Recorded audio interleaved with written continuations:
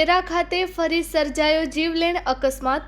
કેરા પાસે જીનામ કેમ્પ પાસે સવારે 7 વાગ્યાની આજુબાજુ ઇનોવા કાર અને ટ્રેલર વચ્ચે ગમખ્વાર અકસ્માત સર્જાયો હતો।